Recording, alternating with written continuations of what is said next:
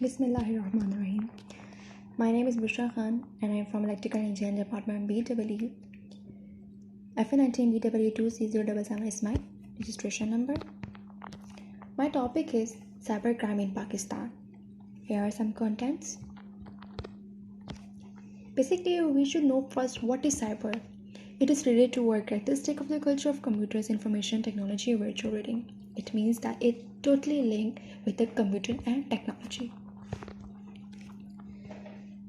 So what is cybercrime? As we know that cyber means belonging to computer and crime means an action which is punishable by law. So if we combine cyber and crime together, it becomes computer action that is punishable by law. Cybercrime is one of the fastest growing type of illegal activity in the world. 3 out of every 4 people have been a victim of some sort of cybercrime. Cybercrime is hard to prove and difficult to find the criminals, but it's not impossible. So it is important to be able to protect yourself first. History of cybercrime. The first recorded cybercrime took place in 1820. The first virus was installed on an Apple computer in 1982. As we told you that was cybercrime introduced in 1820, what is the phenomenon of that, from where it began? In 1820, Joseph Marquet Jacquard, a textile manufacturer in France, produced the loom. जिधर उधर से उसने manufacturing को increase करने के लिए इस crime का आगाज़ किया. फिर जहाँ से इस क्राइम का आगाज़ ऊपर चला गया, इसने जोसेफ मार्केट जैकवर्ड ने अपनी प्रोडक्शन को इंक्रीज करने के लिए इस चीज़ को यूज़ किया. This is the first recorded cyber crime. How it affects of Mankind. Every gender affects through it. कोई स्पेसिफिक नहीं है. चिल्ड्रन भी हैं, गर्ल्स भी हैं, मेल्स भी हैं, फीमेल्स भी हैं. हर कोई है जो टेक्नोलॉजी से रिलेट होता है.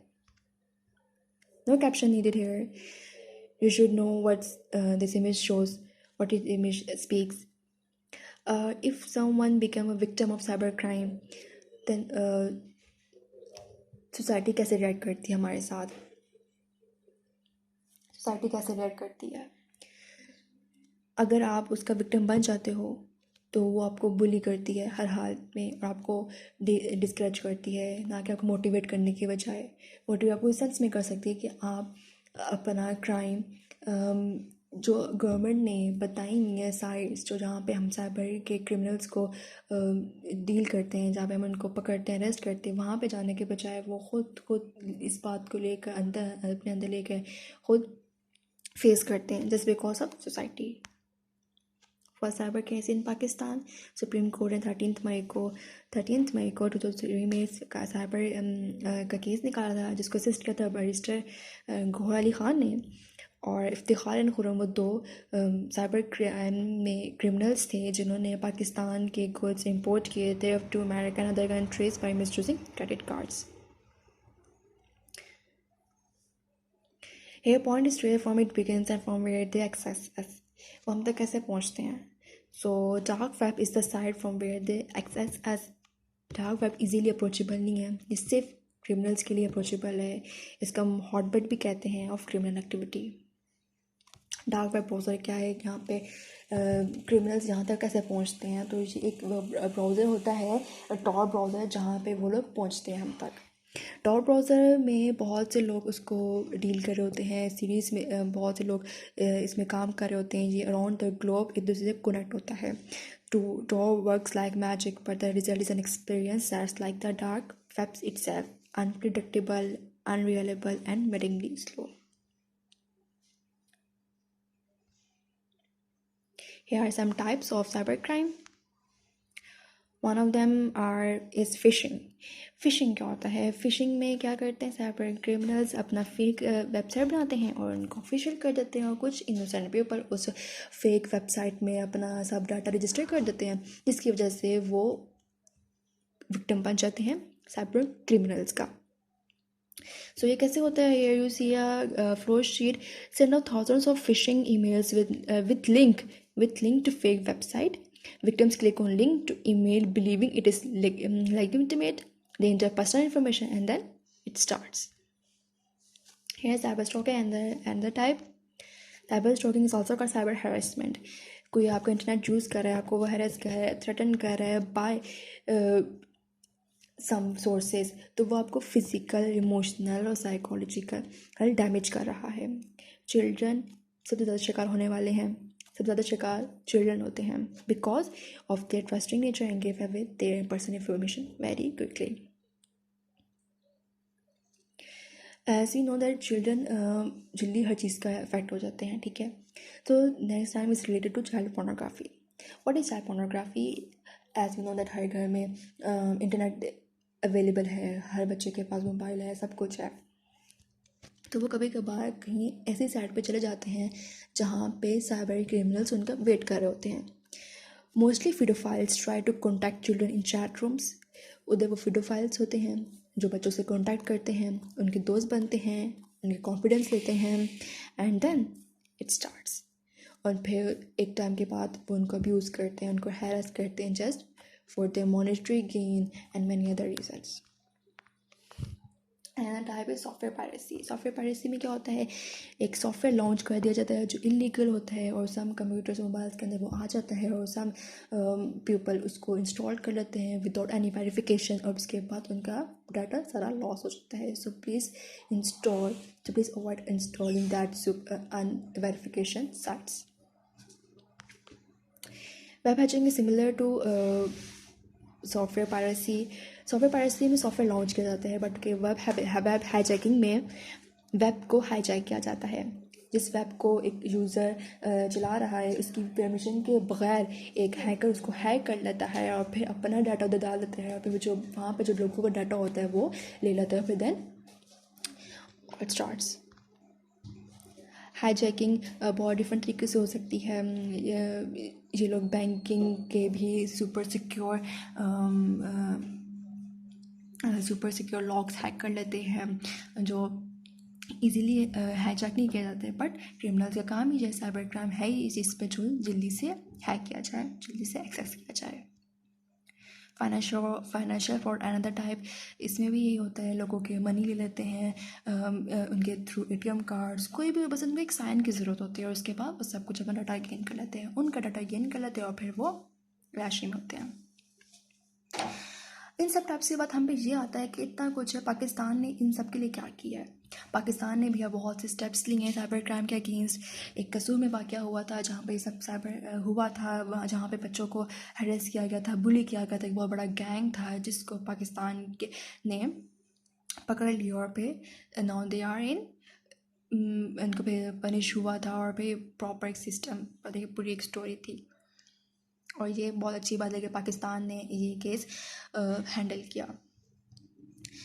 If we are facing online harassment, Pakistan law is on your side.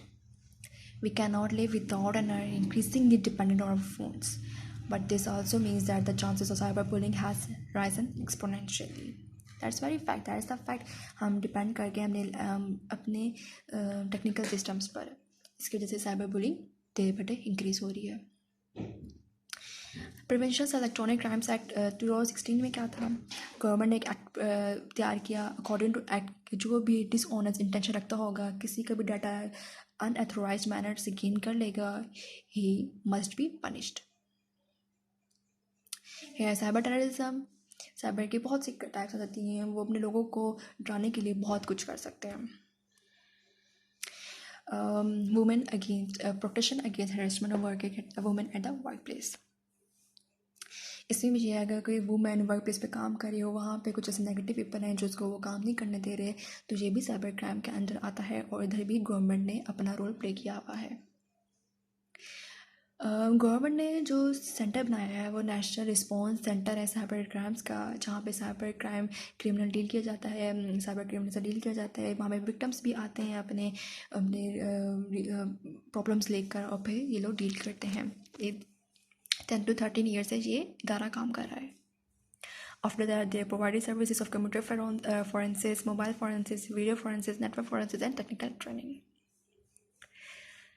Cyber security क्या होता है? जिस तरह से साइबर क्राइम होता है, तो साइबर क्राइम को ख़त्म करने के लिए साइबर सिक्योरिटी होती है। साइबर सिक्योरिटी हमारे डिज़ाइन को प्रोटेक्ट करता है, पर they protect networks, devices, programs और डाटा फ्रॉम अटैक, डैमेज और unauthorised access. Elements of cybersecurity are as follow. Prevention, हमें साइबर क्राइम से प्रिवेंट कैसे होना चाहिए। तो सम परमिशंस, हमें कुछ बातों का बहुत ज़्यादा ख्याल रखना चाहिए। हमें अपने मोबाइल को, अपने लैपटॉप को कीप इन चेक रखना चाहिए। हर डे, हर वीक इसको एंटीवायरस अपडेट करना चाहिए। पासवर्ड्स को स्ट्रॉन्ग रखना चाहिए और उसको भी चेक करना चाहिए। और किसी पे भी ऑन द स्पॉट ट्रस्ट नहीं करना चाहिए। किसी भी फेक वेबसाइट पे अपनी इन्फॉर्मेशन नहीं देनी चाहिए। There are some more points: accesses, prevention, processing people and continuity. Solution क्या हो सकता है इस क्राइम का?